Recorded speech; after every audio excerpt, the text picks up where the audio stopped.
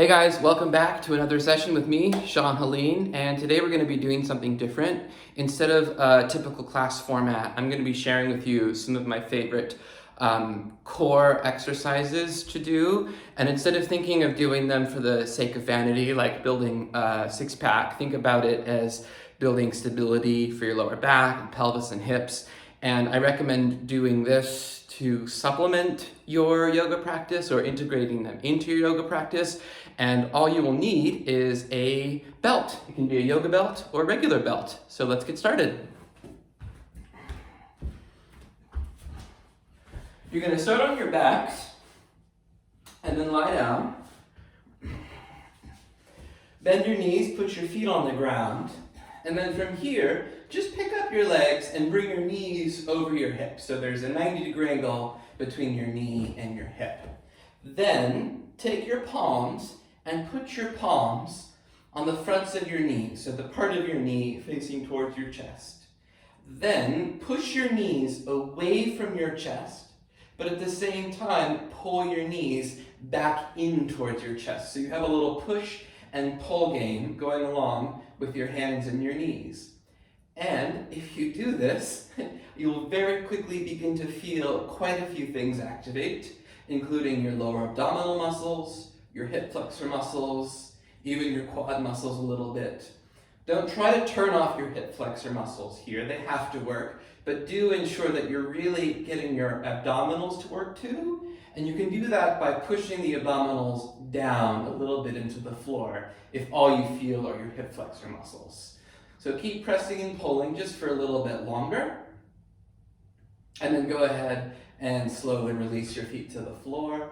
Let your knees drop side to side a few times. So that was stage one of that, and now we're going to try stage two. You might want to just stay with the first stage, we'll see. It's pretty intense. So pick up your knees again. Put your palms onto your knees in the same place they were before. Again, push your knees away from you and pull your knees back towards you. And now, if you can, I can hardly do this, so if you can't, no stress about it. From here, try to pull your hips up off the ground a little bit without letting your knees come too far towards you. It's a small movement, but it's very intense. And then release the hips down. And we'll try that 3 more times, little pulses. Pull your hips up, press your knees away, and then lower them down. And then tailbone, hips up slightly, oh my God. And then lower them down. And one more time, try to pull the tailbone up, hips up slightly, and then release. Feet back to the floor. Again, let the knees drop side to side, just a nice, let's call it palate cleanser for the back without going into the anatomical description as to why you're going side to side. All right, now this next one is subtle and intense, just like the first one we did. Well, I guess something can't be subtle and intense. Well, that's not true. The movements are subtle, but the effect is intense. So from here, I want you to take your strap, your belt, whatever you have, anything that looks like this, and you're going to slide it underneath your lumbar spine or your lower back. Okay? Then you want to make sure, so if you don't know where your lumbar spine is, it's generally above the pant line, depending on how high you wear your pants, above the sacrum. And we have a natural curve in our lower back, a natural arch. And so you'll see here, with my natural curve and my arch in my lower back, I can slide the strap side to side unabated, right? So make sure that you have the strap in the right spot, that at the neutral spine you can slide side to side. Now take a nice deep breath in, and as you exhale, I want you to push your lumbar spine down into the ground and flatten the belt. Flatten the belt so much that you can no longer pull it side to side. Then make sure that you're not trying to pull the strap up, that you're really just trying to pull it right to left and left to right. And when I'm teaching, I'll come over and I'll try to pull it out from under people to make sure that they're really pressing it down. Then keep doing this work of pressing the strap down and slowly pick your knees up over your hips. Not past 90 degrees. Bring them back right where they were with that first exercise, knees over your hips, And again, press the strap down. Oh my God. You should barely be able to move it, if at all. Now, this might be plenty of work in the lower abdominals for you. If you feel like you can work a little bit more, keep the knees bent, but start to take your knees further away from you, almost like you were going to tap the toes to the floor, but keep pressing the strap down so that you can't move it. Can't move it, Sean. Oh, you can't move it. And then maybe lower the legs a little bit more and press the strap down even harder. And if you're not feeling anything now, you're doing it wrong. I can't see you, but if you don't feel it, you're wrong right now. And then side to side, keep pulling side to side. Oh, fuck. And then bring the knees back up and feet down. And then just let your knees drop side to side a few times. You guessed it, we're gonna do that again in a second. So really, the idea behind these first two exercises are to help activate something called your transverse abdominis muscles. And those are your deepest layer of core muscles that sit underneath the rectus abdominis. The rectus abdominis muscles are kind of the six-pack muscles that people lust after so much. The transverse ab muscles are really super important for the health of your organs, your back, your pelvic floor. They are part of your pelvic floor. And they're much more difficult to access for a lot of people than the more superficial layers of the abs. So here we go, round two. Press the strap down, flatten it like you've never flattened a strap before, and you probably haven't before. Then pick your knees up, knees over your hips, press down into the strap, keep pulling side to side. You can get an honesty buddy and have them come over and help. See if they can pull it out from underneath you. Then start to lower the knees down again. Maybe just a little bit. You can see I'm not going very far because this is super intense. Oh, fuck. I'd say pardon my cursing, but I don't care. I curse a lot when I do this. Oh. You can do it. Try to breathe. Imagine you were trying to speak into a camera while doing this. And then bring the knees back in and release the feet down. All right, take the strap out from underneath you. Drop your knees side to side. One more time. And then just roll over onto your side and come on up onto all fours. Bring your shoulders over your wrists, hips over your knees. Inhale, look up and lift your butt for cow pose. You might really feel the abdominal work now after doing that. Then exhale, round in, and do a cat pose. Do that 2 more times. Inhale to cow, exhale to cat. Then inhale, exhale. All right, come back to just a neutral tabletop position. Lower your forearms down to the ground. And then I like to do this with fingers interlaced, kind of like headstand arm position. Tuck your toes and walk your knees back. Come into plank pose on your forearms. Shoulders over your elbows. Press your wrists down. Now I want you to round your back like cat.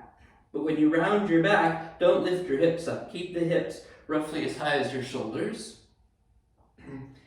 And then you'll notice when you round the back, that really fires up the abdominals and the lats. Then, keep your back rounded like this, but bend your right knee halfway to the ground, or almost hover it above the ground, depending on how much intensity you want, and then bend your left knee. Keep breathing, bend your right knee, bend your left knee.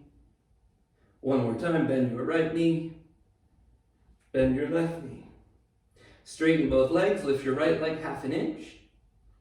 Lower your right leg down, lift your left leg half an inch. Lower your left leg down. One more time each side, right leg up. Right leg down, left leg up. Left leg down. Now come onto the tops of your feet. Press the tops of your feet down. Back still rounded like cat pose. Squeeze your quads. And then lower all the way down. Come up onto your forearms. Elbows a little bit wider than your shoulders. Roll your upper arms back. Lift your chest. Little Sphinx pose. just to stretch the abdominals out. Then just roll over onto your left side. Prop yourself up on your left forearm. Make sure that your elbow's a little bit in front of your shoulder. Step your top foot on the floor in front of you. If you need to use your right hand to help you get up off the ground, do so. Otherwise, just use your forearm and feet, lift up. Forearm side plank. Roll your bottom shoulder into the back of your spine and turn your chest up a little. Stay here or stack your right foot on top of your left foot. Turn your hips more to the side than up to the ceiling to fire the oblique. Sometimes people turn these more to back bends, that's fine, but we're more about the core today. Keep them parallel to the side wall. And then go ahead, lower down. And just so I'm still facing you, I'm gonna turn around to do my other side. I'm gonna come up onto the right forearm, elbow a little bit in front of the shoulder. Step your top foot on the floor in front of you. Take a nice deep breath in, and as you exhale, raise your hips up. Take your top arm up to the sky. If you did on the first side, stack your feet, turn your hips to face the side wall, press the bottom forearm down, roll your bottom shoulder back. Keep squeezing your inner ankles together, and breathe. And then go ahead and slowly lower down. Then, one more time, come back onto your forearms, interlace your fingers, straighten your legs, forearm plank. Forearm plank today keeps the doctor away. Ruth Bader Ginsburg does a forearm plank every single day, and she's quite badass. Now this time, keep both forearms down and slowly dip your right hip towards the floor. Maybe it touches, maybe it doesn't. Raise your hips up, and then dip your left hip towards the floor. Maybe it touches, maybe it doesn't. And then hips to the right again. And then hips to the left. I think someone called these hip dips once, and I guess that makes a lot of sense. And just keep going side to side, trying to keep the hips relatively low as you go through the center. Then come back to the middle, come onto the tops of your feet again. Press your forearms down, press the pinky finger sides of the wrist down. Lower your knees down and die. Child's pose.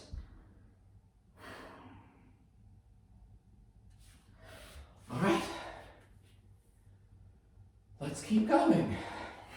I've got two more for you. Now I want you to stand up on your knees. If you need something soft for your knees, you can pad over your mat or grab a blanket or pillow. Then take your arms forward. Now I can't emphasize this enough. This is not a back bend, right? This is gonna feel like a camel, but it's almost like you're doing limbo, like a limbo contest on your shins. Take your arms forward, plug the shoulders back. Then without arching the back like a camel, lean back. And as you lean back, you'll feel the pressing of the tops of the feet, the working of the quads, and the working of the abdominals. And then come forward. The further you lean back, here we go again, the more intense this is. Come forward. You don't have to lean back very far, go again, for this to work very hard. Make sure the hips aren't dropping back. You have to work your glutes to keep the hips forward and in line with your spine. And then come forward. That was 3. Let's keep going until Sean gets tired. And then lean back. Breathe, plug the shoulders in, hips forward, chest up slightly, and then come forward again. Let's do 2 more.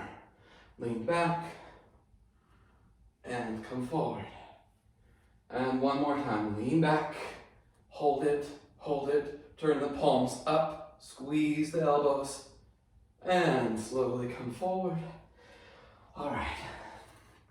Now, for our final one, this is going to require, I think, the most flexibility in terms of the spine and the hips. This is a yoga pose called Jatara Parivartanasana.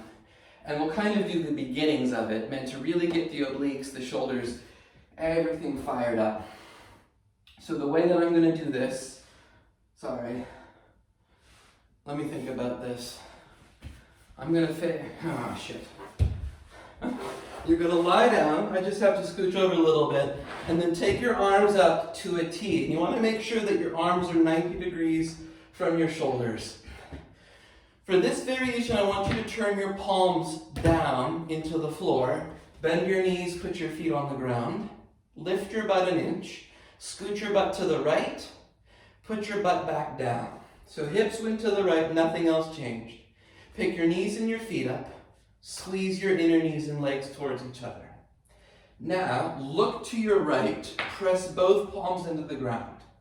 Take a deep breath in, and as you exhale, take your knees over to the left, rolling onto the left hip slowly. Only go about halfway to the ground. Now, as you look to the right, twist your belly deeply to the right and press your right shoulder into the floor. Right shoulder does not come up, knees stay together. Keep pulling your knees up so that they're 90 degrees from your hips. Maybe lower your knees a little bit more. Twist your belly to the right, look to the right. Right shoulder stays pressing. Take a deep breath in, exhale, raise your legs back up. Press your feet into the floor, move your hips up and over to the left now. So the English translation of this pose is twisted abdomen pose. So as your knees go further and further over to one side, your belly has to twist to the other in order for the whole pose to work. So now as your hips went to the left of center, pick your knees up, squeeze your legs in. Take a deep breath in, and as you exhale, start to take your knees to the right. Now again, as soon as you start to roll onto your outer right hip, twist your belly and your head to the left. You can use the pressing of your palms here into the floor to help. With each exhalation, maybe drop your knees a little bit more, twist your belly a little bit more, press both palms in. A tendency in this pose when people lower the legs is their knees end up really far away from the belly. Keep the knees 90 degrees. Everything is rhyming today, that's kind of nice. Then as you exhale, slowly pick the legs back up.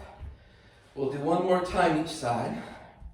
Knees, hips over to the right, pick your legs up.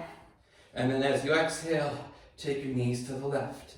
Now some of you may be able to hover the knees just above the floor as you turn your head to the right. This has as much to do with flexibility in your spine as it does with core strength. And we have not done much flexibility-wise to prepare for this. So maybe your knees are quite a bit higher than mine, but they are not touching the floor. Then exhale, raise the legs back up. Lift your hips, shift them to the left of center, pick your knees up. Exhale, take your knees over to the right. Again, either halfway to the floor. Do make sure you roll to the outer hip though. Just keep the legs in, twist. Press into your right palm, twist your abdomen, look to the left. Inhale, come back up, release. Then one bridge pose, lift your hips up, tuck your shoulders underneath. You can keep the arms separated or interlace your fingers.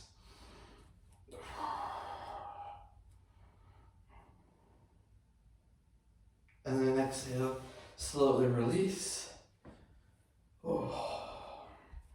Let's do one more counter pose. Separate your feet almost as wide as your sticky mat, like we did a lot at the beginning. Drop your knees to the left.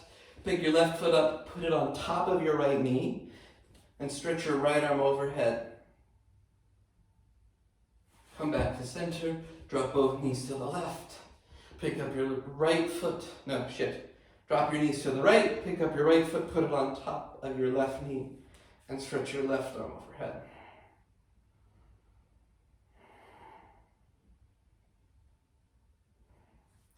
And then roll over to your side, and come on up. I hope you enjoyed those core activating exercises as much as I did. Like I always say at the end of my classes, I appreciate any and all donations that you can make that go directly to me to support my teaching. Payment instructions are in the description below. If you have comments, questions, inquiries, anything, feel free to write me a message. I hope you have a wonderful rest of your day.